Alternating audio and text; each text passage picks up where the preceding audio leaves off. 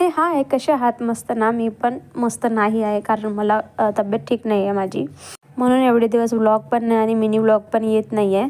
तर एक दिवस मी व्हिडिओ शूट केला आहे. मला बरं नव्हतं आणि माझी आई म्हणजेच माझ्या सासूबाई मला म्हणत होते की नाही धनू, आज मी जेवण बनवणार आणि तू निवांत बस आणि जेवण कर. मी बाकीची कामं आवरली आणि आई इकडे कारल्याची भाजी बनवते.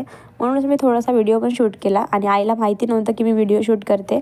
म्हणजे मी यूट्यूब असं व्लॉगिंग वगैरे करते हे त्यांना माहिती आहे, पण त्यांना मी असं घेते आणि कॅमेऱ्यामध्ये शूट करते हे त्यांना माहिती नव्हतं. तर मी चिकूला म्हणजे माझ्या शौर्याला स्कूलमध्ये सोडून आले आणि आईने जेवण इकडे रेडी ठेवलं होतं आणि गरम गरम चपात्या चालल्याच होत्या. तर आई मला बोलले की गरम गरम मी बनवतच आहे, तर तू घे आणि जेवण करून घे. आणि म्हणजे जेव्हा आपले सासूबाई आपल्यासाठी जेवण बनवतात आणि आपण निवांत जेवतो, ते सुख काही थोडं वेगळंच असतं. आईने बनवलेलं सुख वेगळं आणि सासूबाईने दिलेलं जे सुख असतं ते खरंच खूप वेगळं असतं.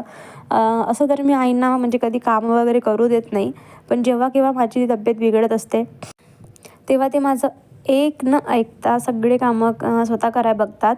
पण त्यांना पण थोडं बरं नव्हतं, तर मग मी विचार केला की आता बाकीची तर मी कामं करते, पण आईची जर इच्छाच आहे आता जेवण बनवायची, तर म्हटलं ठीक आहे आई, तुम्ही जेवण बनवा.